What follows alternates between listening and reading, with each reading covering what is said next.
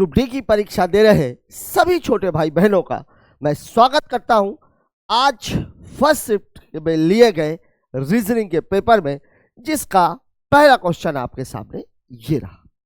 सवाल आपको कह रहा है 7 व्यक्ति Q R Y W T E और यू उत्तर दिशा की ओर मुख करके एक सीधी पंक्ति में बैठे हुए हैं। जब भी मामला लीनियर सिटिंग का होता है तो सबसे पहला काम ये है टेबल और कुर्सी। मतलब ये हुआ कि सबसे पहले आपको करना क्या है, ये भैया हमने एक लंबी सी टेबल लगा दी, 7 लोगों को बैठाना है तो 1 2 3 4 5 6 और ये 7 आदमियों के लिए हमने कुर्सियां लगा दी। मुख कहाँ है, तो मुख कहाँ है, उत्तर दिशा की ओर। अगर उत्तर दिशा की ओर मुंह है मतलब आपका लेफ्ट सवाल का लेफ्ट और आपका राइट सवाल का राइट। ठीक है, अब पढ़ते हैं सवाल को। अब ये देखना है कि फिक्स पोजीशन किसकी किसकी दी गई है। आर के बाएं केवल 3 व्यक्ति बैठे हैं, आर के बाएं केवल 3 व्यक्ति बैठे, केवल 3 है मतलब 3 के बाद चौथा आर है। ठीक है, यू अंतिम दाएं छोर पर बैठा है, दाएं छोर पर बैठा हुआ मतलब यू यहां पे होगा। फिर बोला है क्यू और आर के बीच केवल 2 व्यक्ति। अब देखिए 2 आदमियों को बैठाना, अगर मैं यहां देखूं तो आर और यू के बीच में 2 है, लेकिन सवाल में तो क्यू और आर बोल रहा है मतलब क्यू इस तरफ आ जाएगा, तो क्यू और आर के बीच में 2 व्यक्ति है। टी आर और वाई का निकटतम पड़ोसी है। अब इधर भी हो सकता है, इधर भी देखिए, यहां अगर मैं टी रख दूंगा तो आर और वाई आ जाएगा, यहां भी टी रख दूंगा तो आर और वाई आ जाएगा, इसलिए इस लाइन को भी छोड़ देते हैं। डब्ल्यू क्यू और ई का निकटतम पड़ोसी, देख लीजिए क्यू और ई का निकटतम पड़ोसी है मतलब ये हो गया क्यू और ई का निकटतम पड़ोसी। अब जो हमारी लाइन छूटी थी टी आर और वाई का निकटतम पड़ोसी है, तो अब ये 100% हो गया। अब इधर तो जगह बची नहीं, तो टी आर और वाई का निकटतम पड़ोसी। सवाल हमारा लग चुका है। सवाल हमसे पूछ क्या रहा, पंक्ति के बीच में कौन बैठा हुआ है, पंक्ति के बीच में बैठा हुआ है आर, दिया गया है ऑप्शन नंबर 1 में। अब यहाँ एक मजेदार चीज आप देखो, सवाल में जो पूछा गया था अगर ये हमें पहले ही पता होता तो क्या हम सवाल को लगाते, क्योंकि सवाल का उत्तर तो हमें पहले ही लाइन में मिल गया था। पहली लाइन में हमें सवाल में क्या मिल गया था कि आर के बाएं केवल 3 व्यक्ति है और पंक्ति के बीच में कौन बैठा हो, तो 7 व्यक्तियों में पंक्ति के बीच में तो वही होगा ना जिसके इधर भी 3 और इधर भी 3। अब जब इसने पहले ही लाइन पे बोल दिया कि आर के बाएं 3 व्यक्ति है, कुछ भी सवाल को लगाने की आवश्यकता नहीं थी। इसीलिए मैं बोलता हूं कि एक निगाह क्वेश्चन पर जरूर मार लिया कीजिए।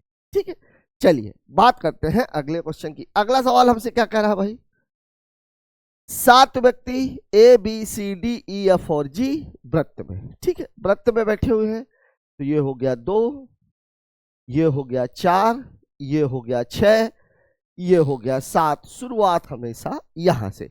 अब दूसरे लाइन पर हमें देखना है कि वृत्त के केंद्र की ओर है कि बाहर की ओर। कुछ का मुख केंद्र की ओर, क्या बात है, और कुछ का बाहर की ओर, जबरदस्त। अब आप लेफ्ट राइट डिसाइड नहीं कर सकते भाई। अगर मान लीजिए केंद्र की ओर मुंह होता तो इधर लेफ्ट हो जाता, इधर राइट हो जाता। केंद्र से बाहर की ओर मुंह होता तो इधर लेफ्ट हो जाता और इधर राइट हो जाता। लेकिन अब कुछ के लिए बाहर है और कुछ का मुख अंदर है, मतलब लेफ्ट और राइट हर आदमी के लिए अलग अलग होगा। ठीक है, अब देखते हैं सवाल शुरू कहां से कर रहा है। जीई के दाएं से तीसरे स्थान पर है जिसका मुख केंद्र से बाहर की ओर है। जिसका, इस जिसका का मतलब क्या हुआ, जीई के दाएं से तीसरे स्थान पर, जो जिसका का मतलब ये होता है इन दोनों का जो, इन दोनों में जो बाद वाला है, मतलब ई का जो मुंह है वो कहां है, केंद्र से बाहर की ओर। शुरुआत हमेशा यहीं से करनी है। ये लीजिए भाई, ये हमने बाहर की ओर कर दिया। अब बाहर वाले के लिए ध्यान रखिएगा, जो केंद्र की ओर है, केंद्र की ओर, ये लेफ्ट और ये राइट, और जो बाहर की ओर है, बाहर की ओर, बाहर की ओर, तो ये राइट और ये लेफ्ट। ये बात ध्यान में रखनी है। जब ये मुख केंद्र की ओर रहेगा तो ये लेफ्ट और ये राइट, राइट, और जब बाहर की ओर रहेगा तो इधर राइट और इधर लेफ्ट। अब आपको बोल ये रहा है कि यहां पर ई बैठा हुआ है, मुख कहां है, बाहर की ओर है, मतलब इसका राइट इधर होगा और लेफ्ट इधर होगा।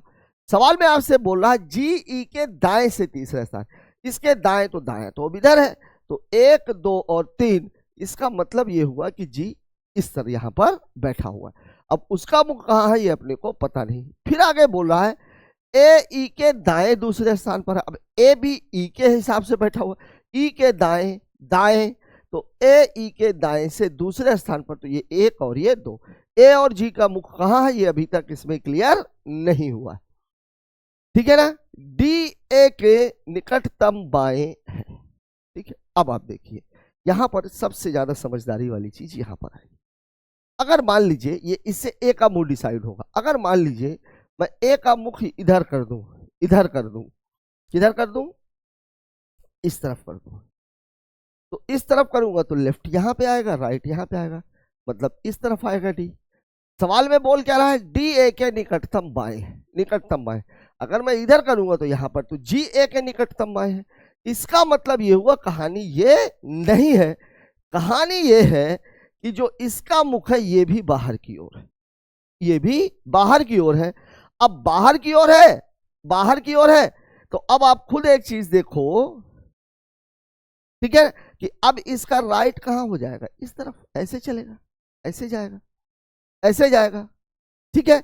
तो अब आपको क्या कह रहा है, क्या कह रहा है कि डी कहां चला गया, डी ए के निकटतम बाएं है, मतलब इसका मुख इधर है और बायां है तो ये होगा। ध्यान रखिएगा ये ऐसे चलता है, ऐसे ऐसे, ये चाहे आप इसको ऐसे भी लिख सकते हो, अगली बार से चित्र हम ऐसे भी बना सकते हैं, ठीक है। बायां है तो इधर होगा, डी ए के निकटतम बाएं है, ठीक है। फिर बोल रहा है सी ए के दाएं दूसरे स्थान पर है। अब देखिए ए के दाएं दूसरे स्थान पर, तो अब इसका दायां तो इधर है, तो एक और दो, तो सी ए के दाएं दूसरे स्थान पर है, ये हो गया। फिर आपको बोल रहा है तथा बी के दाएं दूसरे स्थान पर है, कौन, सी। सी कहाँ है, बी के दाएं दूसरे स्थान पर, बी के दाएं दूसरे, तो अगर ये ए के दाएं है, बी के दाएं है, तो बी तो फिर यहां पे बैठाना पड़ेगा, दूसरे स्थान पर है, और इसका मुख होगा कहां, केंद्र से अंदर की ओर। क्यों, क्योंकि बाहर की ओर रहेगा तब तो ये ए के अकॉर्डिंग हो जाएगा। तो बी का मुख सी के कहां पे, क्या बोल रहा है सवाल, सवाल में आपको बोल रहा है सी बी के दाएं दूसरे स्थान पर है। देखिए अगर इसका मुख मैं इधर कर देता तो फिर दायां तो इधर होता, लेकिन अब इसका मुख हमको अंदर की ओर करना पड़ेगा ताकि ये सी कहां पहुंच जाए, सी के दाएं दूसरे स्थान पर। फिर आपको बोल रहा है एफ जी के दाएं दूसरे स्थान पर है। अब आप देखिए जी के दाएं, अब अगर इसका मुख मैं इधर करूंगा, इधर करूंगा, तो राइट इधर होगा, इधर होगा। तो अब आप देखिए सवाल क्या कह रहा है, एफ जी के दाएं, दाएं दूसरे स्थान पर, तो यहां पे तो भरा हुआ है, कहानी तो भरी हुई है, इसका मतलब इसकी कहानी भी यही है, ये है। तो अब दायां इधर होगा, ऐसे, तो एफ जी के दाएं दूसरे स्थान पर है, मतलब एफ यहां पे आ गया, एफ यहां पे आ गया। अब देखिए बैठ तो सब गए हैं, लेकिन अभी कौन बाहर है कौन अंदर है ये पता नहीं, किसके बारे में, सी डी और एफ के बारे में अपने को पता नहीं है। अब ये कहां से पता लगेगा, ये पता लगेगा यहां से, सी डी के बाएं तीसरे स्थान पर। अब देखिए यहां पे आप देखो, अगर मैं इधर से गिनूं, मान लीजिए अगर इसका मुख मैं इधर रखता हूं तो लेफ्ट इधर और राइट इधर, ठीक है। तो ये बाएं तीसरे स्थान पर है, 1 2 3, मतलब इसका मुख तो कहां है, बाहर की, ठीक है। एफ और सी का मुख उसी दिशा में है जिस दिशा में बी का है, तो एफ और सी, देखिए बी का मुख अंदर की ओर है, मतलब एफ और सी का मुख भी कहां हो जाएगा, अंदर की ओर। अब आपका सवाल लग चुका है। ये अगर देखा जाए तो सर्कुलर सीटिंग अरेंजमेंट में सबसे मोस्ट टफेस्ट क्वेश्चन माने जाते हैं वो जिनमें कुछ का मुख अंदर की ओर है और कुछ का मुख बाहर की ओर है, और बैंकिंग इस तरह के ढेर सवाल पूछता है। तो ये बात आपको याद रखनी है कि अगर लेफ्ट और राइट का मामला है तो फिर मामले को बहुत ही संतुलित तरीके से आगे बढ़ना पड़ता है। अब आपसे सवाल में पूछ रहा है एफ के दाएं दूसरे स्थान पर, एफ का मुंह इधर है, दायां दूसरे स्थान पर, तो 1 और 2, मतलब उत्तर हो जाएगा जी, दिया गया है ऑप्शन नंबर 4 में। इस सवाल को आप लोग 1-2 बार जरूर लगाइएगा। बात करते हैं अगले क्वेश्चन की। सिलॉक्स का मामला है। सिलॉक्स में वही 3 बातें, पहला कथन सकारात्मक है कि नकारात्मक, मध्य पद है तो वैलिड है कि नहीं है। वैलिड कब होगा, जब पद का मान किसी न किसी एक कथन में 100 हो, और तीसरा पदों का खुद का मान। यहां आप देखिए ये भी सकारात्मक है, ये भी सकारात्मक है। देखो आप यहां पर मिडिल टर्म मुझे दिख रहा है मेज, मेज दिख रहा है। अब यहां देखो आप मेज की अगर मैं बात करूं, मेज के बाद है लगा है 50, मेज के बाद है लगा है 50, मिडिल टर्म है तो सही लेकिन वैलिड नहीं है क्योंकि दोनों में मान 50-50 है। अब आप देखिए सवाल में आपको बोला कुछ किताबें कुर्सियां, किताब और कुर्सी मिडिल टर्म वैलिड नहीं है इसलिए ये निष्कर्ष नहीं निकाला जा सकता। कुछ मेज कुर्सियां हैं, मेज और कुर्सी केवल पहले से है। अब सकारात्मक सकारात्मक बिल्कुल सही है। कुर्सी की वैल्यू यहाँ पर कितनी है 50, यहाँ पर भी देखो आप मेज की भी 50 है, कुर्सी की भी 50 है, मतलब ये वाला तो सही है। मतलब आप ये कह सकते हैं कि हमारा उत्तर हो जाएगा ऑप्शन नंबर 4, केवल निष्कर्ष 2 अनुसरण करता है। बात करते हैं अगले क्वेश्चन की, इसको देख लीजिए। मामला किसका है ये? मामला है ये बिल्डिंग वाला। क्या बोल रहा है? ए बी सी डी ई और एफ 6 मंजिलों की इमारत में अलग अलग मंजिल पर रहते हैं, एक सबसे नीचे 6 सबसे ऊपर। ये बात जरूर ध्यान में देनी, कई बार सवाल में एक ऊपर कर देता है और 6 नीचे कर देता है। ठीक है भाई, 6 मंजिलें बना लेते हैं तो ये कितना हो जाएगा 1 2 3 4 5 और ये 6, 1 2 3 4 5 और ये 6। ठीक है, फिर क्या बोल रहा है? बी सम संख्या वाली मंजिल पर रहता है लेकिन 4 पर नहीं। ठीक है, बी सम संख्या वाली मंजिल, सम संख्या वाली कौन सी है? 2 है, और सम संख्या वाली कौन सी है? 6। 4 पे वो रहता नहीं है। जब कभी भी ऐसा सवाल आ जाए, अगर आगे क्लियर हो जाता है तो ठीक है, नहीं तो फिर हम 2 फिगर बनाएंगे। ठीक है, आगे आपको बोला बी और ई के बीच 2 लोग रहते हैं। अब देखिए यहां से अगर मैं देखूंगा तो 2 लोग ई यहाँ पे है, अगर मैं इसको बैठा दूंगा तो 2 लोग मतलब यहाँ पर है। ठीक है ना, मतलब अब आपको डबल फिगर तो बनाना ही है। ठीक है ना, डबल फिगर तो बनाना है। 1 2 3 4 5 और ये 6, 1 2 3 4 5 और ये 6। अब देखिए सवाल को कैसे लगाना है। एक बार मैं बी को यहां ले रहा हूं, यहां पर, यहां पर, तो बी और ई के बीच कितने लोग हैं? 2 लोग, 1 और 2, 1 और 2, तो ई कहां पे आ जाएगा? दूसरी बार मैं बी को यहां पे ले रहा हूं तो ई कहां पे आ जाएगा? 1 और 2, ई पहुंच जाएगा इस पॉइंट। ये बातें हमें याद रखनी। फिर आपको बोला डी ए के ठीक नीचे रहता है, ए सम संख्या वाली मंजिल पे रहता है। अब यहां पर आप देखो ए के लिए कौन कौन सी गुंजाइश बन रही है? एक तो ये बन रही है और यहां पर एक ये बन रही है। यहां पर ए के लिए कौन कौन सी गुंजाइश बन रही है? एक ये बन रही है और एक ये बन रही है। ठीक है, डी ए के ठीक नीचे रहता है। अब यहां आप देखो डी ए के ठीक नीचे, यहां अगर मैं देखूं तो डी ए के ठीक नीचे आ नहीं सकता। ठीक है ना, यहां पर तो आ ही नहीं सकता क्योंकि यहां पे कौन बैठा हुआ है? ई बैठा हुआ है, इसको आप भूल जाइए। तो ए को यहां तो डी को यहां, डी ए के ठीक नीचे बैठा है। यहां आप देखो इस जगह पे नहीं आ सकता क्योंकि इसके नीचे तो ई बैठा हुआ है, मतलब ये कहानी भी खराब है। तो ए यहां पर और डी यहां पर, इस जानकारी को हम ले चुके हैं। डी या सी सबसे नीचे नहीं रहते हैं। अब आप देख लीजिए यहां पर इस फिगर में डी कहां पहुंच रहा है? सबसे नीचे, मतलब ये कहानी तो बेकार हो चुकी है। अब डी यहां पर ठीक है, ठीक है, ये वाला मामला ठीक है। डी या सी सबसे नीचे रहते हैं, मतलब सी भी सबसे नीचे नहीं रहेगा तो सी कहां रहेगा? यहां पर। छूट कौन रहा है? छूट रहा है एफ, एफ रहेगा यहां पर, और यही हमारा फाइनल फिगर। तो एक एक करके लाइन पे बढ़ते जाइए, सवाल आपके सामने। मंजिल संख्या 4 पे कौन रहता है? रहता है ए, कहां दिया गया है? Option number 2। ठीक है, बात कर लेते हैं अगले क्वेश्चन की। इसको देखिए क्या बोल रहा है। सीरीज का मामला है। नंबर सीरीज में सबसे महत्वपूर्ण बात डिफरेंस, डिफरेंस के आधार पर ही आप ये डिसाइड करोगे कि मामला क्या है। देखिए यहां पर क्या है, 2 है, फिर 15 है, फिर 41 है और फिर 80 है। देखिए 2 से शुरू हुआ है, 80 का मामला है, मतलब यहां पर मामला मल्टीप्लिकेशन वाला हो सकता है क्योंकि डिफरेंस ज्यादा है, बीच में केवल 2 ही संख्या है। ठीक है, यहां अगर आप देखो तो ये लगभग लगभग 2 गुना, ये भी 2 गुना, लेकिन ये तो बहुत ज्यादा है, ये तो बहुत ज्यादा है। तो फिर क्या है, और डिफरेंस कहां बनता है? दूसरा एक डिफरेंस बनता है जब बीच में जो डिफरेंस है वो स्क्वायर या क्यूबिक के फॉर्म में हो। यहां देखो आप डिफरेंस कितने का है? ये डिफरेंस है 13 का। यहां पर देखो आप कितने का डिफरेंस है? 15 15 30, 15 और 11 ये कितने का है? 26 का। इसको अगर मैं देखूं तो ये कितने का है? ये कितने का है? 7 में से 4 चला गया। तो अब आपको दिख रहा है 13, 13 2 जा, 13 3 जा, तो अब ये 13 3 जा है तो ये कितना हो जाएगा? 13 4 जा, कितना होता है? 52। सब जुड़ रहे हैं तो ये 2 और 8 5 13, मतलब हमारा उत्तर हो जाएगा 132। कहां दिया हुआ है? ऑप्शन नंबर 2 में। कहां दिया हुआ है? तो ऑप्शन नंबर 2 में।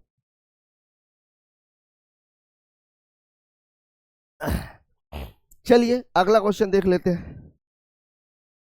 इस सवाल में देखिए, जब कभी भी इस तरीके की कोडिंग आती है तो मैंने आप लोगों को बार बार ये बात बोली है कि आपको सबसे पहले शर्तें देखनी है। देखिए शर्त क्या, इधर अभी भूल जाइए। पहला प्रतीक अंतिम संख्या, देखिए इसका निकालना है। ये तो प्रतीक तो है नहीं, ये संख्या अंतिम संख्या है, ये लागू नहीं होता। पहला एक विषम संख्या, अंतिम एक सम संख्या, पहली विषम अंतिम सम, ये लागू। दूसरा और तीसरा दोनों पूर्ण वर्ग, दूसरा और तीसरा पूर्ण वर्ग बिल्कुल नहीं है। अब देखिए पहला विषम और अंतिम सम, पहला विषम और अंतिम सम, तो इन दोनों के लिए कूट को आपस में बदलना है। ठीक है, ये 5 है ये 8 है, तो 8 वाले का यहाँ 5 वाले का यहाँ, तो 8 का कितना है m, 5 का कितना है c, तो mc आना चाहिए। पहले यम और लास्ट में c, पहले यम लास्ट में c, पहले यम लास्ट में r गलत, पहले यम लास्ट में c सही, पहले यम लास्ट में गलत। अब आपको क्या करना है, इन दोनों के बीच का डिफरेंस देखिए, दो ऑप्शन हमारे पास है, तो इन दोनों के बीच का डिफरेंस m के बाद यहाँ l है और यहाँ क्या है h है। ठीक है, और यहाँ पे क्या है डॉलर, डॉलर का बस आप कूट देख लीजिए, तो डॉलर का कूट क्या है l, ये दिया हुआ है l, मतलब हमारा उत्तर हो जाएगा ऑप्शन नंबर 1, 3 गलत। ठीक है, लग गया सवाल। बात कर लेते हैं अगले क्वेश्चन की। इसको देखो आप, फिर से मामला किसका है स्लॉक्स का। कथन 3 है तो मध्य पद 2 होंगे। ठीक है, अब यहाँ देखो अब वैलिड क्या है, वैलिड क्या है देखिए जरा सा, रेगिस्तान, रेगिस्तान बिल्कुल सही, रेगिस्तान के बाद है लगा है 50, रेगिस्तान के पहले कुछ लगा है 50, यहाँ मध्य पद है तो सही लेकिन वैलिड नहीं है, मतलब वन और घाटी के बीच में कोई रिलेशन नहीं बनेगा। यहाँ देखिए घाटियां हैं, घाटियां हैं तो इसकी वैल्यू भी 50, घाटी के पहले ये 100, मतलब यहाँ मध्य पद है भी और वैलिड भी है। मतलब क्या हुआ कि पहाड़ी और रेगिस्तान के बीच रिलेशनशिप बनेगा, लेकिन अगेन मैं आपको बता रहा हूँ वन और पहाड़ी के बीच में रिलेशन अभी भी नहीं बनेगा। कारण यह है कि एक मध्य पद तो वैलिड है लेकिन दूसरा इनवैलिड है। ठीक है, मतलब वन और घाटी के बीच में कोई रिलेशन नहीं, वन और पहाड़ी के बीच में कोई रिलेशन नहीं, रेगिस्तान और पहाड़ी के बीच रिलेशन बनेगा। ठीक है, अब देखिए बनाया किसका किसका, कोई पहाड़ी वन नहीं, पहाड़ी और वन के बीच में रिलेशन वैसे भी नहीं बनना, और सब सकारात्मक है तो नकारात्मक होने का तो सवाल ही पैदा नहीं होता। कुछ रेगिस्तान पहाड़ी है, रेगिस्तान और पहाड़ी बिल्कुल बनेगा, दोनों सकारात्मक है, ये भी सकारात्मक है, बिल्कुल सही। रेगिस्तान की वैल्यू कितनी है 50, यहाँ देखो अब पहाड़ियों की वैल्यू कितनी है 50, यहाँ भी रेगिस्तान की वैल्यू 50, पहाड़ी की वैल्यू 50, मतलब ऑप्शन नंबर 2 सही है। कहाँ दिया गया है भाई, ऑप्शन नंबर 1। ठीक है, केवल निष्कर्ष 2 अनुसरण करता है। ठीक है, बात कर लेते हैं अगले क्वेश्चन की। क्या है मामला, सान्या एक कक्षा में 11वें और नीचे से 15वें, 15 11 26 -1 25, बिल्कुल फॉर्मूला दे दिया है इसने। टी बराबर क्या होता है P1 + P2 - 1, बाएं प्रारंभ से स्थान दाएं अंत से स्थान, तो ये कितना कितना दिया हुआ है 11 + 15 ऋण 1, मतलब 15 में से 1 गया 14, उत्तर कितना है 25। कहाँ दिया गया है, ऑप्शन नंबर 3। ठीक है, बात कर लेते हैं अगले क्वेश्चन की। इसको देखिए S to F 6 मंजिलों पे रहते हैं, 6 मंजिल है, बना लेते हैं 1 2 3 4 5 और ये 6, 1 2 3 4 5 और ये 6। ठीक है, ये विषम मंजिल पर है लेकिन 5 में नहीं, तो अब और कौन कौन सा बचेगा, ये और ये, 5 में तो हो ही नहीं सकता। E और C के बीच एक व्यक्ति, चलिए इसको भी डबल करते हैं भाई, लाइन यहीं खींच लो, इसी को बढ़ा देते हैं। ठीक है, कलर बदल देते हैं, 1 2 3 4 5 और ये। ठीक है, अब आप देखो एक बार मैं यहां बैठाता हूं, एक बार मैं यहां बैठाता हूं। ठीक है ना, ये लीजिए E यहां पे बैठ गया और इसके लिए ये लीजिए E यहां पे बैठ गया। अब आगे बढ़ते हैं, E और C के बीच एक व्यक्ति है, E और C के बीच एक व्यक्ति है, मतलब यहां हो सकता है, और E और C के बीच यहां भी हो सकता है, मतलब यहां पे भी 2 गुंजाइश बन रही, एक ये और एक ये। यहां पर E और C के बीच एक व्यक्ति है तो यही रखना पड़ेगा यहां पर, और दूसरी गुंजाइश नहीं है। D F के ऊपर है, ये अलग से D F के ऊपर है और B C के नीचे है। अब यहां पर सवाल लगेगा, देखो आप यहां अगर मैं देखूं तो यहां पे तो मैं B C के नीचे रख सकता हूं, लेकिन यहां तो मैं रख नहीं सकता। मतलब कहानी ये हुई कि इस फिगर के हिसाब से देखेंगे तो C यहां पर और B यहां पर। ठीक है, यहां पर इस कहानी के हिसाब से देखेंगे तो B C के नीचे है, तो एक ही पोजीशन बन रही है, ये बन गई, B C के नीचे है, D F के ऊपर है। अब देखो आप यहां दो लोग कहां पे बन रहे हैं, केवल इस पॉइंट पर, D F के ऊपर है मतलब D यहां पर होगा और F यहां पे होगा। D F के ऊपर है तो यहां कहीं भी हो सकता है, इधर भी हो सकता है, इधर भी हो सकता है। देखते हैं आगे क्या है, ए सबसे ऊपर नहीं। अब आप देखो, अगर मैं इसके अकॉर्डिंग देखूं, डी और एफ ये है, तो बट नेचुरल है कि ए को यहां रखना पड़ेगा, क्योंकि और कोई सवाल तो है नहीं। मतलब अब ए सबसे ऊपर नहीं है, मतलब इस पूरे कहानी का खात्मा हो चुका है। ठीक है, यहां पर आ जाते हैं। ए सबसे ऊपर नहीं है, डी और एफ को एक साथ रखना है, तो डी यहां पर, एफ यहां पर, ए यहां पर, और तो कोई हमारे पास गुंजाइश बची नहीं रही। अब आप देखिए कितना बढ़िया सा सवाल है, 3 लाइन है, केवल 3 लाइनों में सवाल है, छोटे छोटे अक्षर लिखे हुए। अब यही कई बार ऐसा रहता है कि उसमें बहुत सारी लाइनें लिखी होती है, तो जो सवाल जितना छोटा होता है दिमाग उतना ही ज्यादा खर्च करना पड़ता है। यहां आप देखो, पहले हमने 2 बनाए, फिर ये सी के लिए 2 पॉसिबिलिटी आ गई, फिर सी के बाद डी और एफ के लिए यहां पर 2 पॉसिबिलिटी थी, लेकिन जैसे ये मामला हमको मिला कि ए सबसे ऊपर नहीं है, वैसे ही हमारे सवाल का उत्तर आ गया। तो आपसे पूछा क्या है, सबसे ऊपर कौन रहता है? सबसे ऊपर रहता है डी। ठीक है, कहां दिया हुआ है? ऑप्शन नंबर 3 में। ठीक है, बात कर लेते हैं अगले क्वेश्चन की। यहां सवाल पे देखिए जरा सा, क्या बोल रहा है सवाल। सीरीज का क्वेश्चन है, सवाल आपसे ये कह रहा है प्लस और माइनस को बदल दीजिए, गुणे और भागे को बदल दीजिए। बदल देते हैं भाई, क्या दिक्कत है? देखिए, प्लस और माइनस को बदलना है तो 61, तो अब ये प्लस की जगह माइनस हो जाएगा और माइनस की जगह प्लस आ जाएगा। 48 यहाँ भागे आ जाएगा, यहाँ गुणे आ जाएगा। सबसे पहले तो यही हल होगा, तो ये 16 और 5, ये तो 16 आ जाएगा, और 16 में 5 का गुणा करेंगे 80 आ जाएगा। अब आप देखिए 80 प्लस का 80 माइनस का कैंसिल, उत्तर कितना आ जाएगा? 61। कहाँ दिया हुआ है? ऑप्शन नंबर 3 में। ठीक है, बात कर लेते हैं अगले क्वेश्चन की। इसको देखिए जरा सा, दी गई श्रृंखला में एक पद लुप्त है, मामला किसका है? अल्फाबेट का। अल्फाबेट और साथ ही साथ नंबर्स भी। जब कभी भी ऐसा सवाल आता है तो अल्फाबेट की कोडिंग अलग, नंबर्स की कोडिंग अलग। यहां आप देखो, यहां पहले मैं इसको देखता हूं। देखो, पहले नंबर्स की बात कर लेते हैं। 9, 18, फिर 36, फिर 72। आप खुद देखो, 9 2 जा 18, 18 2 जा 36, 36 मतलब डबल किया गया, तो 72 का डबल कितना हो जाएगा? 144। मतलब नंबर तो 144, यहाँ 128 है, यहाँ 144 है, यहाँ 132, 128, यही उत्तर हो गया।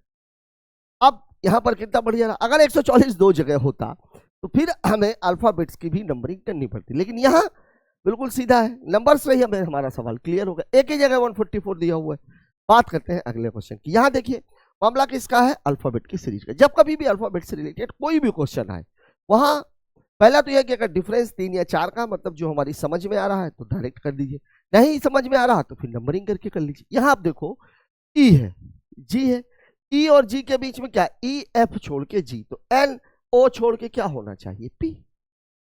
पी पी पी, ये लीजिए, लग गया सवाल, लग गया। कुछ करने की जरूरत नहीं पड़ी। क्यों नहीं करने की जरूरत पड़ी भाई? यहां पर हमें दिख रहा है कि ई से जी बना है, एन से क्या बनेगा, यही तो सवाल है। तो ई एफ छोड़ के जी बनाया है, तो एन ओ छोड़ के पी बनाएगा। अब चूंकि पी ऑप्शन में केवल एक जगह पर यही हमारा होता है, तो जब सवाल को इजी करना होता है तो केवल क्वेश्चन इजी नहीं होता, ऑप्शन इजी कर देने से सवाल ज्यादा जल्दी हल होता है। यहां आप देख लो कि आपको एग्जामिनर ने सिटिंग अरेंजमेंट में थोड़ा सा परेशान किया, तो अल्फाबेट में देखो आप 144 भी तुरंत दे दिया, पी भी तुरंत दे दिया। इसको देख लीजिए, यहां क्या है मामला, देखिए 2 है, 9 है, 19 है, 37 है और क्वेश्चन मार्क।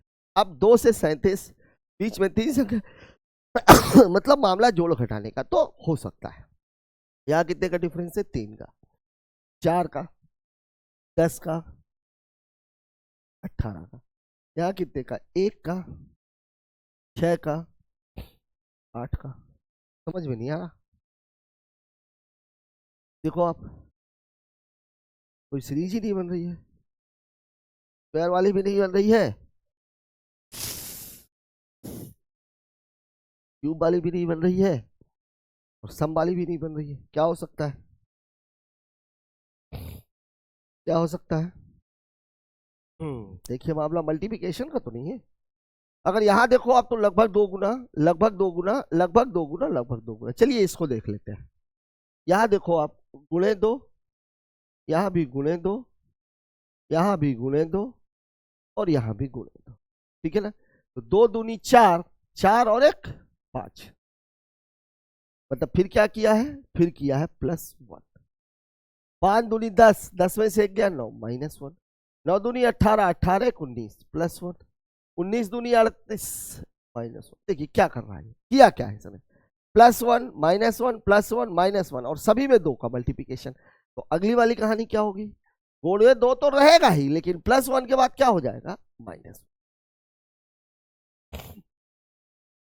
अरे यार ये तो -1 है ना, ठीक है, +1 -1 +1 -1, तो ये +1 हो।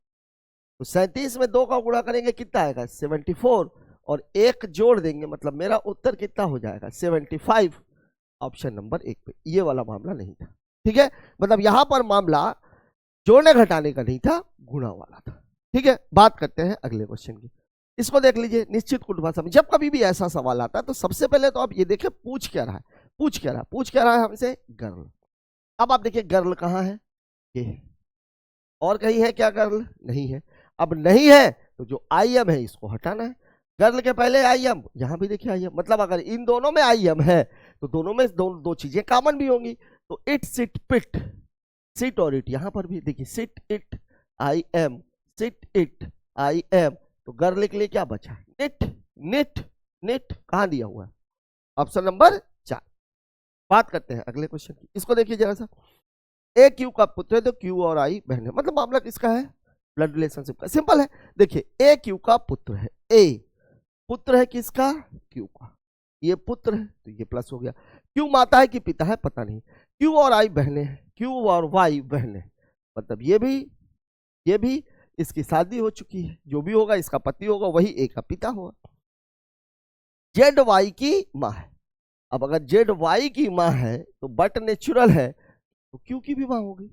जेड वाई की माँ है, पी जेड का पुत्र है, मतलब इनका एक भाई भी है और वो कौन है, पी, पी जेड का पुत्र है, ठीक है। निम्नलिखित में से कौन सा कथन सही है, क्यू का पति कौन है ये बताया नहीं है, पी ए का मामा है, पी ए का मामा है, माँ का भाई मामा, बिल्कुल सही है, लग गया सवाल। पी और वाई बहने हैं, बिल्कुल नहीं। ए और पी भाई है, बिल्कुल नहीं। उपरोक्त में से कोई नहीं, यही सवाल है। देखिए पिता का जो भाई है वो चाचा और माता का जो भाई है वो मामा, यहां दिख रहा है कि माता का भाई है पी। इसको देखिए, P Q R S T U भी, प्रत्येक की परीक्षा सप्ताह के अलग अलग दिन सोमवार से प्रारंभ होकर उसी सप्ताह के रविवार तक में आयोजित हो, ठीक है। अब सोमवार से रविवार तक में आयोजित होती है, तो जब अलग अलग जानकारियां दी जाए तो सबसे पहले आप उस जानकारी को पकड़िए जिसका डाटा फिक्स है। फिक्स मतलब क्या है, सोमवार से रविवार। देखो आप, ये हो गया Monday, Tuesday, Wednesday, Thursday, Friday, Saturday और ये संडे। अब जो जानकारियां निश्चित है पहले उनको भरिए, पहले उनको भरिए। क्या बोल रहा है सवाल, क्यू और आर और भी के बीच 3 व्यक्ति है, फिक्स नहीं। क्यू और बी के बीच 2 व्यक्ति, पता नहीं। वी की परीक्षा शनिवार को है, सबसे पहले तो आप भी को लिखिए, ठीक है। वी की परीक्षा शनिवार को है, क्यू की परीक्षा आर के ठीक पहले है, ठीक है। केवल यू की परीक्षा पी और टी की परीक्षा बुधवार को नहीं है, क्यू की परीक्षा सोमवार को है, ये लीजिए। अब इससे आपको क्या होगा, अब क्यू और भी से रिलेटेड जो भी जानकारी है वो आप कर दीजिए। आर और भी के बीच 3, भी यहां है तो 3 आदमी अगर बीच में तो बट में चले ऊपर की तरफ जाएगा, 1 2 3। आर और भी की परीक्षा, आर और भी के बीच केवल 3 है। क्यू और पी के बीच 2 व्यक्तियों की, 2 व्यक्ति तो क्यू यहां पे है तो 1 2, तो क्यू और पी के बीच केवल 2 व्यक्तियों की, ठीक है। क्यू की परीक्षा आर के ठीक पहले दिया हुआ है, टी की परीक्षा बुधवार को नहीं है। और कुछ छूट रहा है क्या, केवल यू की परीक्षा पी और भी के बीच में है, पी और भी के बीच में केवल यू की है, ये यू हो गया।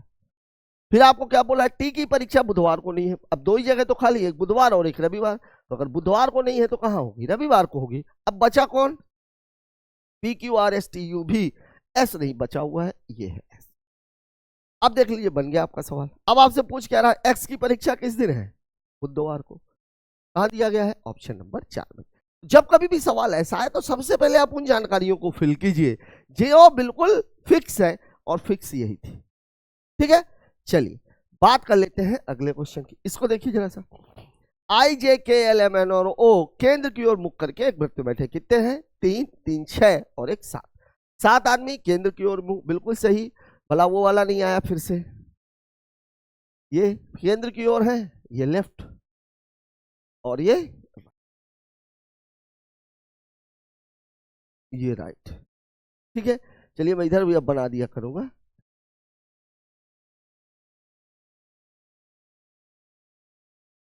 ठीक है, चलिए अब सवाल में कह क्या रहा है, एम आई और एल का निकटतम पड़ोसी, इससे कोई जानकारी नहीं मिलेगी। जो ओ के बाएं और दूसरे स्थान पर है, ओ के बाएं, शुरू यहीं से करना है, ओ के बाएं दूसरे स्थान पर 1 2, जे ओ के बाएं दूसरे स्थान,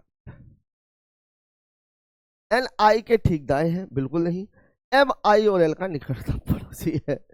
देखिए कितना बढ़िया सवाल, कितनी, मैं आपको बार बार यही चीज बता रहा हूं, जहां कम जानकारी होती है वहां आपको ज्यादा मेहनत करनी है। ठीक है, यहां आप देखो एम आई और एल का निकटतम पड़ोसी है, तो अब आप देखिए यहां दो संभावनाएं, एक तो यह है कि एम आई और एल का निकटतम पड़ोसी है, एन आई के ठीक दाएं है, यहां हो नहीं सकता। चलिए अगर मैं यहां आई कर दूं और यहां एल कर दूं तो एन आई के ठीक दाएं बन सकता है, एन आई के ठीक दाएं। एक पोजीशन तो ये थी। देखिए अब दूसरी पोजीशन भी मैं आपको दिखा देता हूं, इसको भी आप देखो, एम आई और एल का निकटतम पड़ोसी यहां नहीं हो सकता। यहां देखिए, ये मैं आई कर देता, ये एल कर देता और ये एम कर देता। ठीक है, एन आई के ठीक दाएं है, बिल्कुल नहीं हो सकता। अगर मैं यहां पर एल कर दूं और यहां पे आई कर दूं तो एन आई के ठीक दाएं है, ये भी नहीं हो सकता, और यहां से भी एन आई के ठीक दाएं है, नहीं हो सकता। ठीक है ना, तो यहां आपको यही दिमाग लगाना था। तो कुल मिलाकर के हमने जो पहले लिया था क्या, कि एल यहां पर रहेगा, एम यहां पे रहेगा, आई यहां पे रहेगा और आई के ठीक दाएं है तो एन यहां पे रहेगा। अब आपका सवाल कंप्लीट हो चुका है। ये जो जानकारी ये मैंने केवल आपको समझाने के लिए लिखी थी। ठीक है, अब आपसे बुआ अब एक चीज और छूट रही है, क्या छूट रही है भाई, आई जे के एल एम एन ओ, क्या छूट गया, क्या नहीं आया, के यहां पे आ जाए। अब आपसे क्या पूछ रहा है, एन का स्थान क्या है, एन का स्थान ये तो इधर कहा क्या है, एल के बाएं से दूसरा, एल के बाएं से दूसरा बिल्कुल नहीं। ठीक है ना, बाएं से अगर देखेंगे 1 2 3 4 चौथा है, गलत है ये। ओ के दाएं तीसरा, ओ के दाएं तीसरा बिल्कुल नहीं, ओ के बाएं तीसरा है, ये भी गलत है। जे के निकटतम बाईं ओर, जे के निकटतम बाईं ओर बिल्कुल सही, ये वाला आपको। के दाएं से दूसरा, के दाएं से दूसरा नहीं है, के बाएं से दूसरा। बात करते हैं अगले क्वेश्चन की। 4 संख्या युग्म दिए गए हैं, 3 समान प्रकार के हैं, एक भिन्न है, भिन्न युग्म चुनिए। ठीक है, डिफरेंस 24 12 4 10, ये तो समझ में नहीं आ रहा। 8 चौके 32, चलिए इसको देख लेते हैं। 8 गुणे 4, ये मामला क्या है। 6 गुणे 3, ये मामला क्या है। 4 गुणे 2, और ये मामला क्या है, 10 गुणे। ये तो ठीक नहीं है,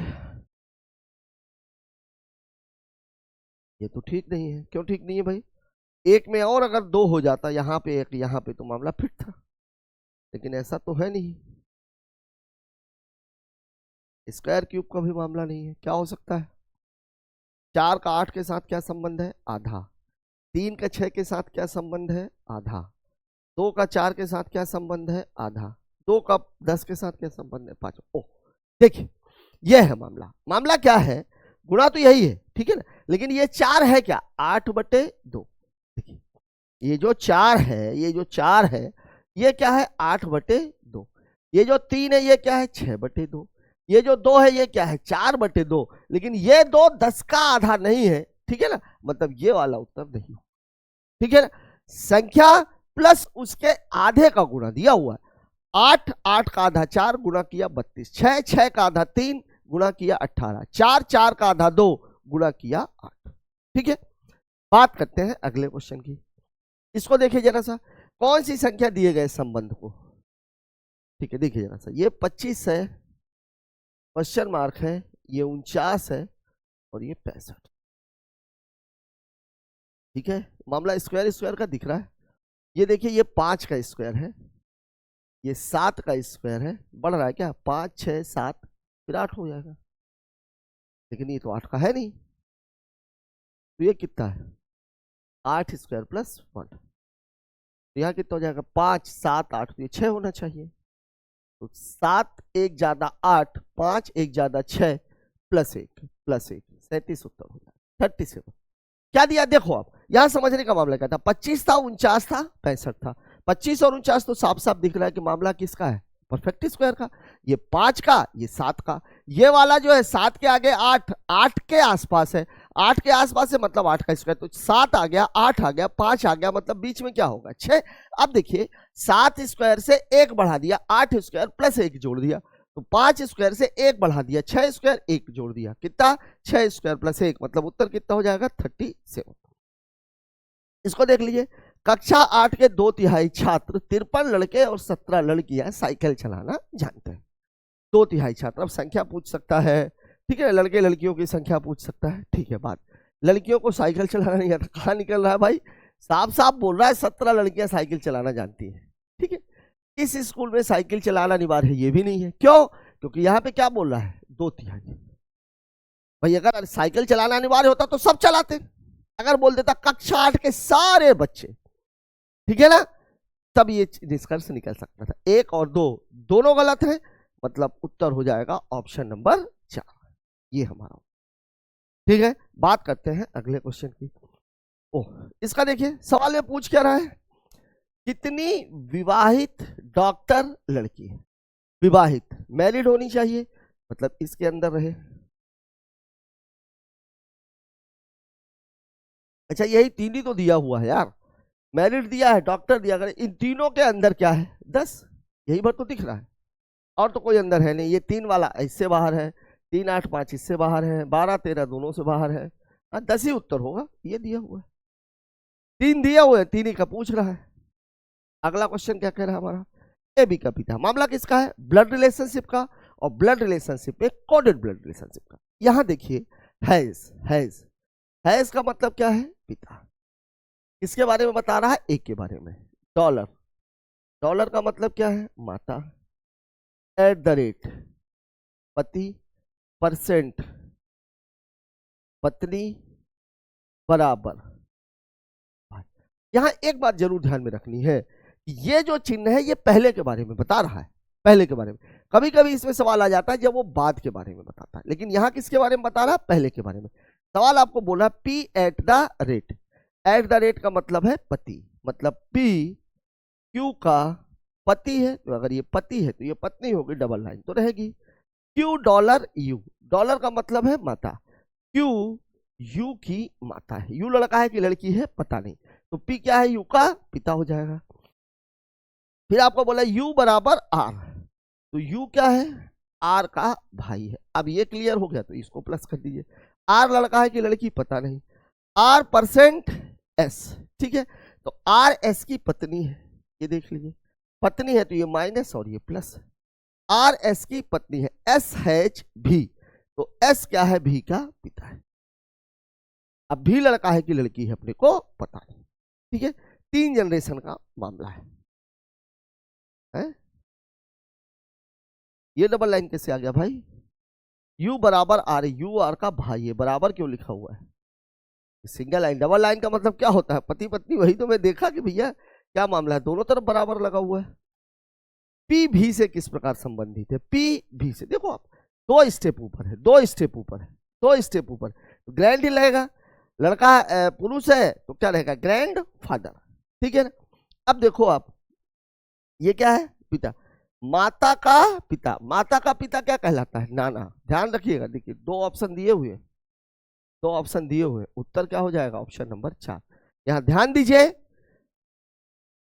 पिता का जो पिता है वो दादा, ठीक है, माता का जो पिता है, ठीक है ना, वो नाना। वैसे लिख भी दिया, देखिए ये ग्रैंड फादर, इसको पैटर्नल लिख देना चाहिए, मैटरनल ग्रैंड फादर, मैटरनल का मतलब माता की तरफ का, माता की तरफ का, तो भी की माता कौन है, आर, और आर का पिता है पी, मतलब पी क्या हो जाएगा, नाना, ठीक है।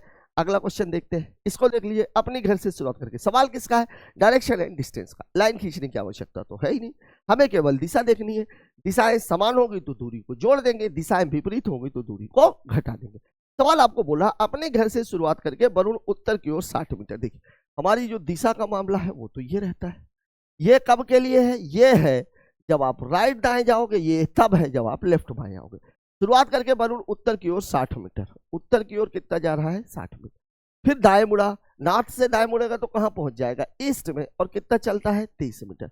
फिर दाएं मुड़ा, फिर ईस्ट से दाएं मुड़ेगा तो कहां पहुंच जाएगा साउथ में, और कितना चला 90 मीटर। अंत में फिर दाएं मुड़ा, साउथ से फिर दाएं मुड़ेगा तो कहां पहुंच जाएगा वेस्ट में, और कितना चला 30 मीटर। अपने घर से कितनी दूर और किस दिशा में, अब आपको निकालना। देखिए नॉर्थ 60 है, साउथ 90 है, देखिए ईस्ट 30 है, वेस्ट 30 है, ये दोनों सेम है, कैंसिल। क्यों? ईस्ट और वेस्ट दिशाएं विपरीत है तो दूरियां घटेंगी, 30 में 30 घटा दोगे 0 बचेगा। यहां देखें नॉर्थ और साउथ, ये दोनों भी विपरीत है तो घटेगा, साउथ और नॉर्थ में घटेगा तो 90 में से 60 घटेगा, कितना आएगा 30, बचेगा क्या साउथ। मतलब दक्षिण की ओर 30 मीटर, दक्षिण 30 मीटर कहां दिया हुआ है ऑप्शन नंबर 4 में, मतलब हमारा उत्तर हो जाएगा ऑप्शन नंबर 4। ठीक है, बात कर लेते हैं अगले क्वेश्चन की। इसको देखिए फिर से मामला किसका है, अब ये मामला किसका दिया हुआ है अल्फाबेट का। मैंने अल्फाबेट में आपको बताया कि अगर डिफरेंस 2 3 4 का है, मतलब पकड़ में आ रहा है, तो फिर आप नंबरिंग मत करिए, और पकड़ में नहीं आ रहा है तो फिर आप नंबरिंग कर लीजिए। यहां आप देखो, ये देखो एन है, जे है, एफ है, बी है, ठीक है, बी है। देखिए एन का नंबर कितना होता है, देखिए अब इसको मैं कर ही देता हूं। देखिए 14 है, 14 के बाद 10 है, 10 के बाद 6 है, 6 के बाद 2, 4 4 का डिफरेंस है। अब 2 से पीछे तो जा नहीं सकते, तो मैंने आपको क्या बताया था, चाहे आप 26 जोड़ो चाहे आप 26 घटाओ, मतलब 2 को आप 28 भी लिख सकते हो। 28 में 4 घटाएंगे क्या आ जाएगा 24, मतलब x। ये और ये कैंसिल। ठीक है, अगले वाले में उत्तर मिल जा रहा है। देखिए फिर कितना है l, l का नंबर 12, h का नंबर 8, d का नंबर 4, ठीक है, z का नंबर 26, ये भी 4 4 घट रहा है। 26 से 4 घटाओगे कितना आ जाएगा 22, और 22 का मतलब क्या होता है यूवी 21 22 साल का, मतलब x के बाद भी उत्तर हो जाएगा ऑप्शन नंबर 4। ठीक है, तो यहां पर जब कभी भी अल्फाबेट से रिलेटेड मामला है, समझ में ना आए तो तुरंत आप नंबरिंग करिए।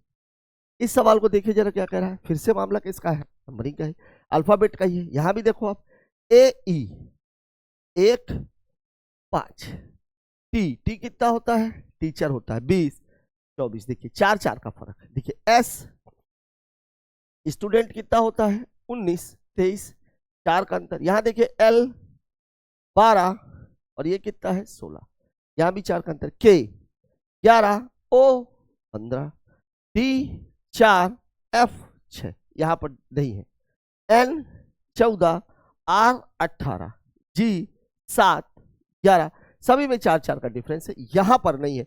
डी और एफ के बीच में डिफरेंस कितने का था केवल 2 का, ये वाला आप देख सकते हैं, बाकी सब में 4 4 का डिफरेंस है। ठीक है, बात करते हैं अगले क्वेश्चन की। इसको देखिए जरा सा, ऐसे कितने चिन्ह जिनके पहले एक चिन्ह और बाद में एक संख्या, चिन्ह बोलिए प्रतीक बोलिए। ठीक है, यहां आप देखो प्रतीक और प्रतीक, और इसके बाद क्या है सम संख्या, ध्यान दीजिएगा सम संख्या चाहिए संख्या। अब हमारा फोकस किस पर होगा, 2 प्रतीकों पर, 2 प्रतीकों पर। यहां 2 प्रतीक है, विषम संख्या नहीं होगा, 2 प्रतीक सम संख्या, एक पेयर तो ये बन रहा है। यहां देखिए 2 प्रतीक 2 प्रतीक 2 प्रतीक 2 प्रतीक, ये 2 प्रतीक एक सम संख्या यहां पे बन रहा है, बाकी जगह नहीं। 2 प्रतीक यहां पर भी है लेकिन बाद में विषम है, आपको चाहिए सम। टोटल ऐसे कितने पेयर है 2, उत्तर हो जाएगा ऑप्शन नंबर 4। ठीक है, बात करते हैं अगले क्वेश्चन। इसको देख लीजिए, संख्या 1 4 2 8 9 3 5 के प्रत्येक अंक को बढ़ते क्रम में व्यवस्थित किया गया है। बढ़ते क्रम में कहां से, जब कभी भी ना दिया रहे तो इसको आप एक काम करिए, लेफ्ट टू राइट बढ़िए। ठीक है ना, तो आपको जो संख्या दी गई है वो क्या दी गई है 1 4 2 8 9 3 और 4। ठीक है, अब इसको अगर आप बढ़ते क्रम में लिखोगे तो ये क्या हो जाएगा 1, फिर आ जाएगा 2, फिर 3, फिर 4, फिर 5, फिर क्या आ जाएगा 8, और फिर आ जाएगा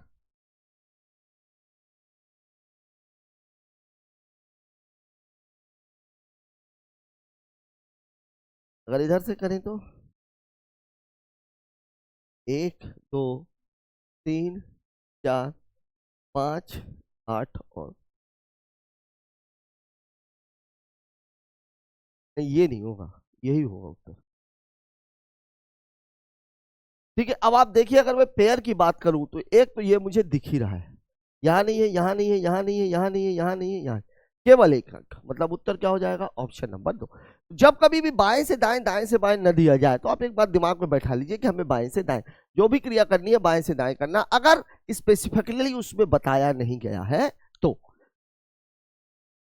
यहां देखिए, दिए गए समीकरणों को सही बनाने के लिए दो चिन्हों को बदलना है, 27 27 27। क्या बात है, बढ़िया क्वेश्चन है।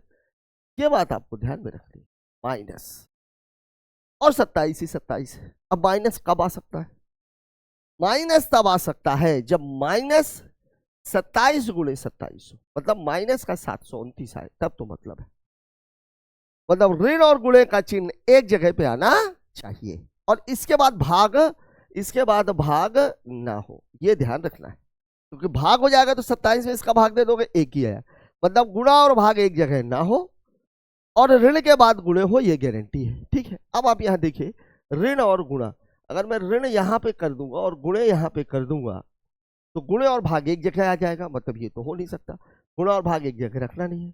ठीक है, प्लस और भाग, प्लस और भाग, देखिए अगर मैं इसको चेंज करूं तो यहां मैं कर दूंगा भाग और यहां मैं कर दूंगा प्लस, नहीं बनेगा, ये भी नहीं बनेगा, क्यों, क्योंकि भाग और गुणा एक साथ आ गया। ठीक है, ये उत्तर भी गलत हो जाएगा। तीसरे नंबर पे देखें जरा क्या है, ऋण और भाग, मतलब मैं यहां पे कर देता हूं भाग और यहां पे कर देता हूं ऋण,